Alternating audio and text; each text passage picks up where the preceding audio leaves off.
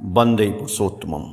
आप लोग जानते हैं कि ठाकुर जी समाधि अवस्था में भाववाणी दिए।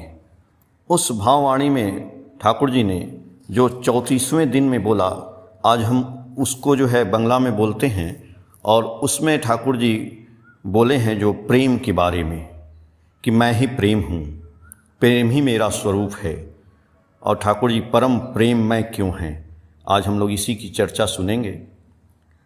जो सातवती में श्री जयप्रकाश नायक ठाकुर जी के एक भक्त हुए, उन्होंने लिखा है, लेकिन उसके पहले हम पुण्य पोथी की वो 34वें दिन की वाणी की चर्चा कर रहे हैं कि ठाकुर जी बोले हैं, आमी आमी आमी समग्र जगत्ता के प्रेम सूत्रे बांधार जन्य आवार आमी नूतन पुरातन नय कतोवारे सो छिलाम आवार ऐसे छी अमार स्थूल स्वरूपई प्रेम जा शिराय शिराय तंतरे तंतरे प्रत्येक केंद्रेर कम्पन जा अनुभव करा जाए सेई प्रेमई आमार स्वरूप महाशांतिराजेर सेई विराट दरजार चाबी आमार काछे से चाबी प्रेम এই মাত্র আমাকে উপলব্ধি করা আমনি से चाबी तार काछे जाए शांतिराजेर दराजा खुले विमल आनंद उपभोग करा सेও আমি हाँ आमी तीन आमी एक देख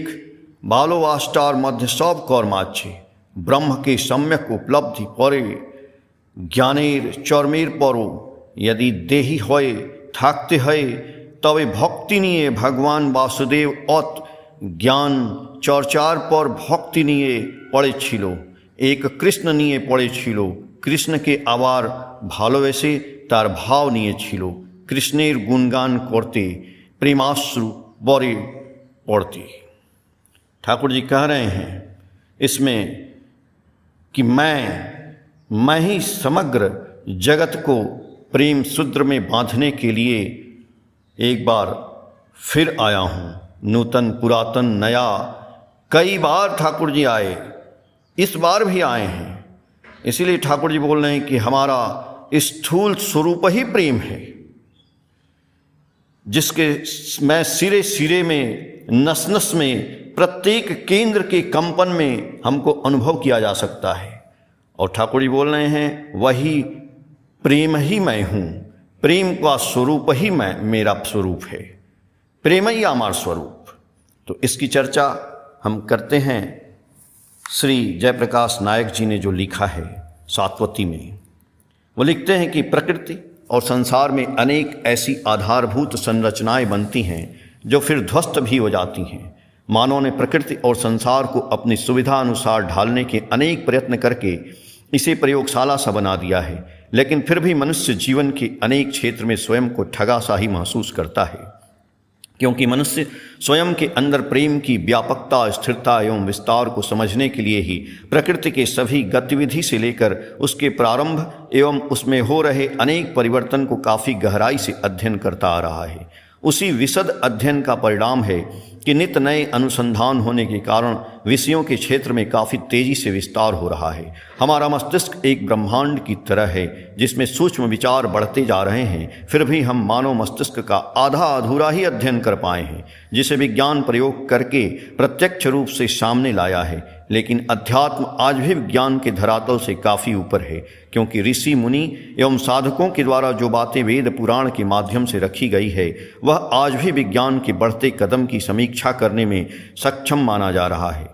आज मानव अपनी मानवीय संवेदना से बहुत दूर होता जा रहा है, क्योंकि उसके केंद्र बिंदु में निस्वार्थ प्रेम का लगातार क्षय होता जा रहा है, जिसके कारण मनुष्य परिचयहीन होकर भटक रहा है। उन्हें इस बात का पता ही नहीं है कि मैं कौन हूँ, मेरे परिचय का उत्स कौन है। आज कोटि कोटि ब्रह्मांड के मालिक युग पुरुषोत्तम श्री ठाकुर अनुकूल चंद्र, जो वर्तमान में अवतार के सभी गुणों से विभूषित हैं, आज वे ही मनुष्य के एकमात्र भगवान हैं, जिन्होंने मनुष्य मात्र का प्रेम श्रद्धा और विश्वास के माध्यम से जीवन में बचने बढ़ने का सुगम मार्ग प्रशस्त करने में आदर्श साबित हो रहे हैं। श्री ठाकुर की सरल उक्ति है कि धर्म में सभी बचते बढ़ते संप्रदाय को धर्म नहीं कहते। वास्तव में बचने बढ़ने के मार्ग को प्रेम ही प्रशस्त कर पाता है।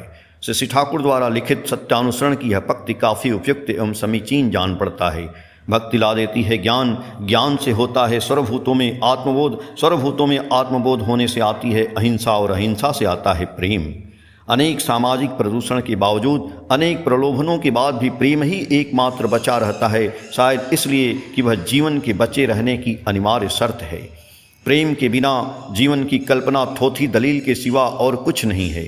सारी संप्रदायों एवं प्राणी मात्र के जीवन की प्राप्ति के मूल में प्रेम ही केंद्र बिंदु है। ऐसे वर्तमान समय में प्रेम, प्यार, वृत्ति, प्रवृत्ति के प्रभाव में खतरनाक होता जा रहा है। इसकी वजह से सभ्यताओं की जड़ें हिलती हैं, धर्म, जाति, देश और व्यवस्था की बुनियादें काँप उठती हैं, वर्चस्व के कायदे दरकते नजर आते हैं, सील और संकोच की दीवारें गिर जाती हैं। दुनिया ने इस प्रेम को भरमाने के बहुत जतन किए। प्रेम को अनुशासन में बांधने के लिए ईश्वर से प्रेम, मनुष्य से प्रेम, माँ बेटे, भाई बहन के अतिरिक्त और भी कई रिश्तों में जोड़ दिए गए। लेकिन इतने के बावजूद कुछ रिश्ते बेनाम होकर प्रेम के रास्ते से बिल्कुल मजबूत होकर गुजरता नजर आता है। यही नहीं, इस प्रेम ने दुनिया को जीने लायक बनाया, सुंदर, सरस और मधुर बनाया। प्रेम में वशीभूत होकर ही दुनिया के महानतम साहित्य की रचना हुई, मधुरतम संगीत का सृजन हुआ, विभिन्न कलाओं का विकास हुआ। सच पूछें तो मनुष्य होने का सुख भी प्रेम से ओतप्रोत होने के बाद ही प्राप्त हुआ। ऐसे आधुनिक साहित्य की एक धारा प्रेम को दकियानुसी विषय मानती है। उसको लगता है कि असली साहित्य वह है जो शोषण, बराबरी, बदलाव एवं क्रांति का अलाव जगाता है। लेकिन इससे बड़ा सच यह है कि अगर जीवन के मूल में प्रेम न होता तो जीवन मशीन मात्र बनकर रह जाता। उक्त सभी बातें निराधार साबित हो जाती। प्रेम बहुत सूक्ष्म होता है और बहुत विराट भी। प्रेम में मैं और तुम का अंतर मिट जाता है। प्रेम अगर पहचान बनाता है तो पहचान से मुक्त भी करा देता है। अनुशासित प्रेम पहचान का प्रतीक बनकर सामने आता है। उच्छृंखल एवं अंध प्रेम पहचान मुक्ति का प्रतीक बन जाता है। प्रेम मैं का एक विस्तार है जिसमें सब कुछ समा जाता है। सच्चा प्रेम अगर हमें समर्पण सिखाता है तो झूठा प्रेम हमें अपना शिकार बना लेता है। प्रेम सबसे सुकुमार और पवित्र तब होता है जब वह अव्यक्त होता है, वह केवल महसूस किए जाने के लिए होता है। जैसे ही यह सूक्ष्मतम रिश्तों के किसी स्थूल समीकरण में ढल जाती है, कामना के किसी गह्वर में उतर आती है तो प्रेम मात्र भ्रम बनकर रह जाता है। कबीर ने कहा था, प्रेम न बाड़ी उपजय, प्रेम न हाट बिकाए, राजा प्रजा जे रुचे, शीश देई ले जाए। परंतु वर्तमान में प्रेम शहादत की जगह तिजारत का सामान बनता जा रहा है। प्रेम में दैहिकता का ताप ज़्यादा, आत्मा का उल्लास कम है।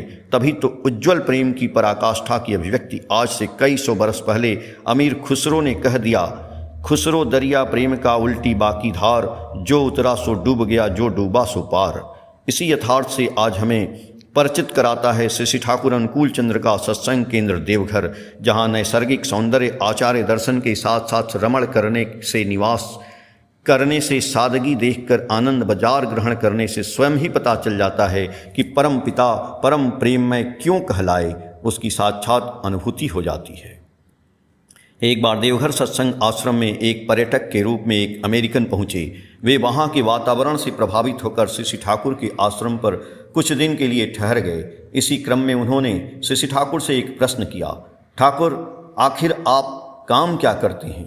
उन्होंने बड़ा ही सहज भाव से उत्तर दिया, मैं तो कुछ भी नहीं करता हूँ।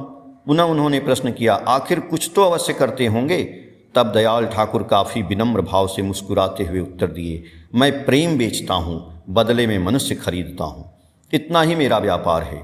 इसी तथ्य से प्रेरित उनकी वाणी है, टका पराया मानुष अपना, शक्ति भर मानुष धरना। दूसरी वाणी है, प्रेम वह अमृत है जिसे पान कर मनुष्य मानसिक रूप से, शारीरिक रूप से एवं आत्मिक रूप से उन्नत होकर स्वस्थ एवं दीर्घायु हो जाता है।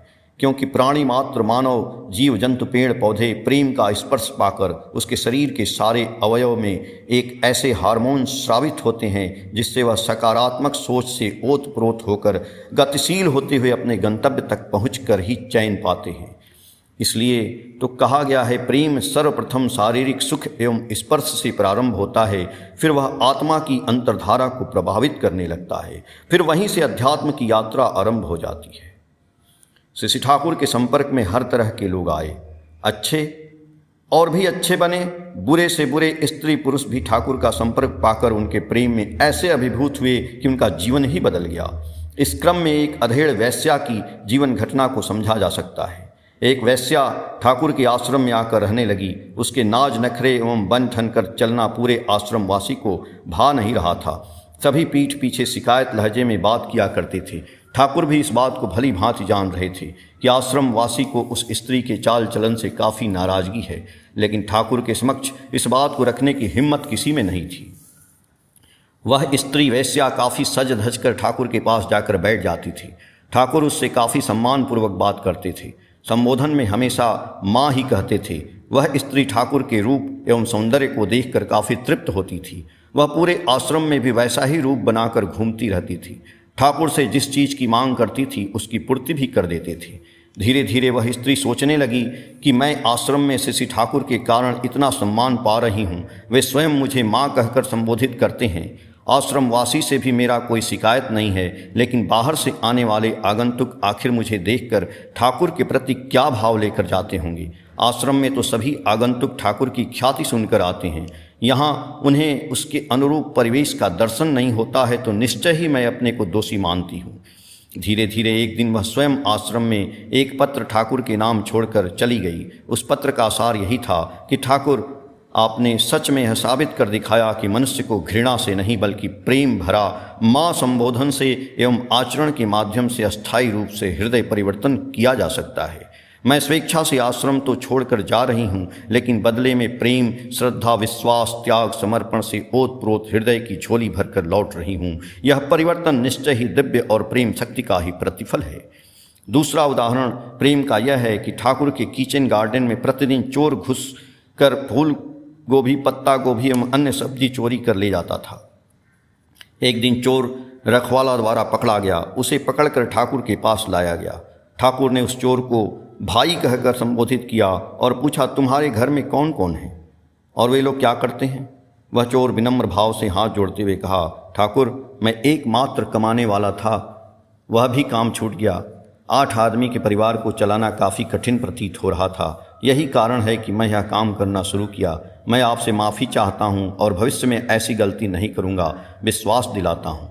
ठाकुर उसको उस समय अपने बगीचे से उसकी आवश्यकता अनुसार फूल गोभी, पत्ता गोभी और अन्य सब्जी उसके घर भिजवा दिए और उन्हें कहा गया कि अगर सपरिवार तुम मेरे बगीचे में खेती करना चाहते हो तो मैं तुम्हें यहाँ का काम सौंप सकता हूँ। तुम्हारी बेरोजगारी भी दूर हो जाएगी, मुझे तुम्हारे जैसे मनुष्य प्राप्त हो जाएंगे।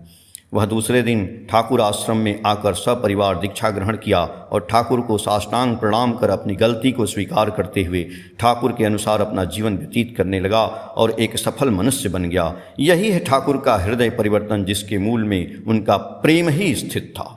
श्री ठाकुर लिविंग गॉड, जीवंत ईश्वर थे, क्योंकि उन्होंने अपने लीला स्थल को न केवल मूर्ति पूजा एवं साज सज्जा में ढालने का रास्ता दिया, बल्कि अपने शिष्यों के माध्यम से लीला स्थल से लेकर जगह जगह पर जहां उनके आचार्य के कदम पड़े उस स्थल को जीवंत मंदिर का रूप दिया। वहां प्रतिदिन विनती प्रार्थना के साथ उनके साहित्य की चर्चा एवं उनके उद्देश्यों को कार्यान्वित करने की दिशा में अनेक कदम उठाए जा रहे हैं, ताकि उनके जीवंत दर्शन स्थायित्व प्राप्त कर सकें। ऐसा नहीं कि भगवान शंकर के गुणों को जीवन में उतारने के बदले जलाभिषेक करके ही उनका आशीर्वाद प्राप्त करने की प्रयत्नहीन चेष्टा आदि जो धर्म को अंधविश्वास की ओर अग्रसर करती हो।